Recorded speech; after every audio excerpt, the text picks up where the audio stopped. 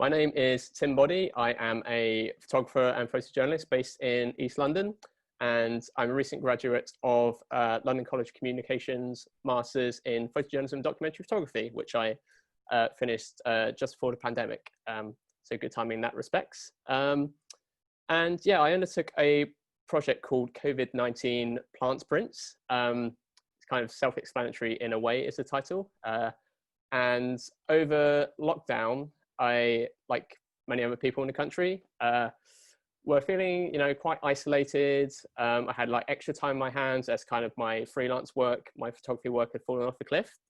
And when I was at university the year before, I undertook a project which was based around the process called antitypes, which is a method of producing prints where you kind of use botanical goods, so vegetable juice extract, plants. And yeah, it's kind of a very experimental brand of photographic process, I guess, and it's not often used. And so yeah, when kind of lockdown took place, it's something I always wanted to revisit and like almost have an excuse to really go to town on this process. And so I started to make a few as like on my hour-long government sanctioned daily walk. I kind of really explored my surroundings in a way that I had never done before, because I felt like I needed to take these walks just to get outside, and then I'll go to like new parts of Bow or slightly further afield if I was feeling particularly energetic. And yeah, I started on these walks collecting plant matter and sort of really kind of investigating my surroundings. So that's kind of a really fun part of this process. And then I would bring back kind of a leaf or kind of an outline of a plant that I would use for the silhouette for the print. And for the emulsion side of the print, so just to explain, like you need some kind of plant juice as long as your paint.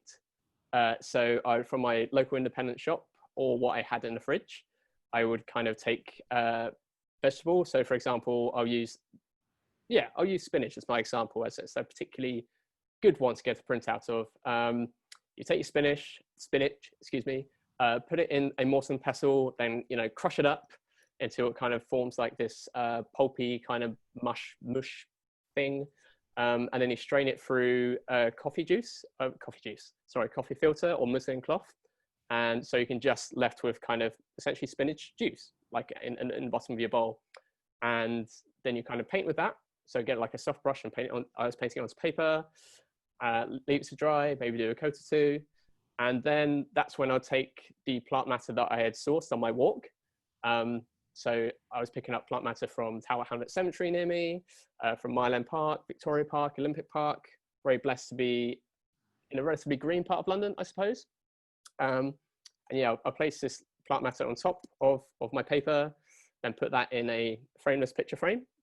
And then to get your print, this paper with the vegetable juice on it needs to react with UV rays from the sun. So then I move it back into my backyard. And then when the sun came round during the front, I moved the print to the front yard. It's not really a yard, it's just like a tiny window space. So for that 2 months, I constantly had these frames sticking out like on window frames, and people would walk by and kind of look very strangely at me. It's like, what is that chap doing with these strange colored plants in the window? And yeah, it takes between, I would say, a day and 3 or 4 weeks to produce a print that actually works. It depends on essentially how much UV rays lands on the print. So at the height of summer, they can develop really quickly. And I found as I got to sort of late June, I was able to do some prints in half a day, whereas some were particularly stubborn, and it took 3 weeks to actually, for the UV rays to kind of react with the color on the paper.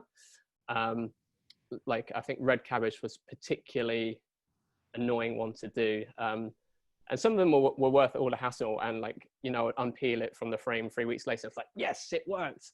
But sometimes it would just be utter disappointment. It's like, oh, 3 weeks for that? That was, a waste of everyone's time there.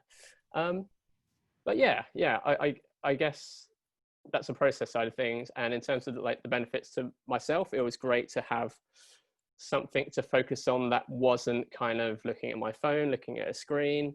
because obviously it was like quite a terrifying time of like being bombarded with news alerts, being stuck on social media, looking at like the death rate and just the existential chaos of the outside world. So for me, it was a way of channeling that energy into something creative and very hands-on, kind of very tangible, kind of using my hands, being covered in plant juice on like my t-shirt or apron or whatever I was wearing. And yeah, I guess, yeah, quite wholesome is a word that I might use. Sorry, I talk quite a lot there. I kind of get carried away when I get involved. It's really interesting. I'm wondering, what determines when you open the frame up to see the results of ultraviolet rays? That's a good question, because there's not like an exact science to it. It's not like something you can really, it's very measurable, I suppose. So what I normally do is when I put the print out, I might take just a quick snap on my mobile phone or something. So I can see what it looks like as soon as I put it out. And then I can use it as a reference point to see how much the color has changed in the print. So if it's like very deep purple or pink on my phone, and then I'll go out like 2 days later and it's like faded to like a very off pink, or sometimes if it's reacted particularly well, it might the background might almost be white because it's just the reaction has been that good. And so yeah, I kind of found myself just referencing my phone quite a lot. But it's also a question of taste as well, because sometimes like quite a subtle print can be quite nice, or sometimes like a really dramatic, really punchy, this is bright pink silhouette and here's like a bright white background can also be like a viable option. So yeah, it's just yeah, a question of taste sometimes too. That makes a lot of sense. I noticed when I went through the prints online, you seem to have picked up some very interesting plants. How did you do the research? Did you already know what the plants were, or did you have to do additional reading? I would say a little of both. So particularly at the start, I was my knowledge of plants around me and particularly weeds was it was okay. And of course, I'd done some research on the previous project, but I found I was just picking stuff that kind of looked quite pretty, or kind of had a nice silhouette, or had an interesting shape, or there was plenty of them. I was also careful in what I was picking. I didn't want to sort of be too destructive at the same time and pick parts of nature that shouldn't be picked necessarily. But as time went on, I did a lot more research, and I have a few like quite old books, and it was kind of fun going through those and trying to work out what the prints are. And some of these books had kind of, what's the word I'm looking for? It's kind of about the mythology almost of certain plants and certain stories from folklore as well. So I kind of, researched a lot on that, which is particularly interesting. And I was trying to think of a way to work it into the project in a more direct manner.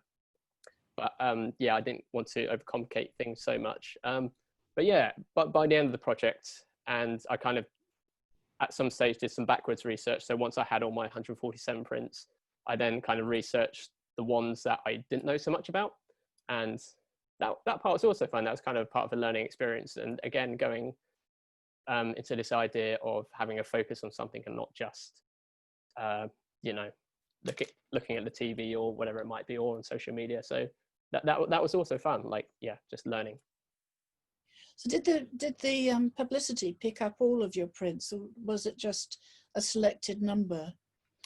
Just a selected number. So on my website, I think I have 15 prints. They were a good representation of the project overall in terms of the color, variety of prints, and also the time that they were made. So I made them for essentially the first 100 days of lockdown. And so I think those prints kind of span that time. Like the first one is, I think, day 1 or 2, and then the last one is like day 90 odd. So it was nice to have like almost this timeline and a documentation of that time for me. So with each print, I can sort of remember what I was doing and perhaps what I was feeling at that time. Often despair, but it's still a memory in my mind. Sorry, what could you repeat the question? There was something. Just wondering about who chose the prints that were used. And did you actually get a chance to author that yourself, or was it somebody else who chose those 15? So yeah, I chose those 15. They're essentially the ones yeah, that are the heart of the project, though I made 147 in total. I kind of, yeah, got a bit carried away. Some of those, like 147, are just not very good. So some of them are kind of repeats of others, so that they don't feel very necessary for the project. And I also sold, I think, 15 or 20 to friends or family or people that happen to know that I make these kind of things. Not for a lot of money, just, you know, just a little bit of income. And I gave 10% to the outside projects as well, who do fabulous work. And in terms of the ones that kind of made the BBC article, I kind of sent them 15 images. And I think they used 12 to 14 in the end. I'm not actually sure, but they kind of had control over the images for the article that were included there. What was the impact of having that publicity? It was that day. It was particularly overwhelming in many senses. It was obviously very positive. I got a lot of very nice feedback from people. Just people that I don't know at all getting in touch and saying how much they enjoyed the prints and how and also how touched they were by them as well, which I was really surprised to hear. It kind of really seemed to strike a nerve with some people out there, which is great to hear, and people that kind of understood this aspect of dealing, I guess, with mental health and anxiety, and having something, having something to channel your energy in a creative fashion, I suppose. But yeah, it was a bit of a whirlwind hurricane day with like lots of people getting in touch, and I'm still kind of I have a list of people I still need to respond to, but yeah, it's only so many hours in the day. It was all positive though. Sorry, I didn't mean to interrupt you. I imagine it's quite useful to have that now in your portfolio, isn't it? That you've had that exposure. Yeah, absolutely. Yeah, it's not that I have a CV as such, but I guess in terms of portfolio and CV stuff, it is like very useful to say that this project has been published on a major platform, which is fantastic. And I know it's one of those things that a lot of photographers or creatives kind of aspire to, which was really interesting. It really broadens your audience as well, rather than talking to my social media, which is diverse to an extent. I guess it's mostly kind of younger creators that are on there. So it's great to kind of break through that into kind of the real world, for once of a better phrase. It was kind of nothing like I've quite had before in terms of having that exposure. And just finally, I'm quite interested that you talked about documentation, and I believe that documentation is absolutely critical, especially as a photographer, filmmaker. But I'm just wondering, have you got any intention to continue with this documentation, and perhaps would you do something with it in the future? That is a big fat maybe, I would say, at the moment. I'm not quite sure how I want to approach it. Like, I definitely needed a break after that kind of day 100, as it made sense in terms of how much I put into it, because I spent like a lot of time over those 2.5 months, like nearly every day I was doing something antitype based. So I kind of needed that physical break from it, but also like a mental break, like a period of reflection to see what I had created and to see what might make sense moving forward. If I return to it, possibly, yeah, absolutely, maybe. Particularly if this idea of kind of a lockdown 2 seems a lot more closer now, a lot more real. And I guess if that happens, then maybe it could be, the more I think about it, the more I think conceptually it would be interesting to document that second stage of lockdown, if you like, and it will also be something fun for myself to do. Although there might be a challenge over winter, it's a really bad time to create antitypes, as they take so long to develop. But perhaps that could be part of the documentation. That could be add to it in a weird kind of way. And also, I mean, you were talking about the history, the mythology, the folklore. I mean, that's another aspect which potentially could be very, very interesting and supporting the project overall. Yeah, 100%. Yeah, that's something I feel like I would just, even from a personal level, like to learn more about. And a lot of this folklore and history is kind of quite seasonal based as well. So, for example, if I start picking plants in October or leaves there'll be different ones to pick and different stories to tell. So that could, yeah, absolutely be yeah, an extra angle to it. Sorry, these questions are really interesting. They're making me think about, yeah, where it could go.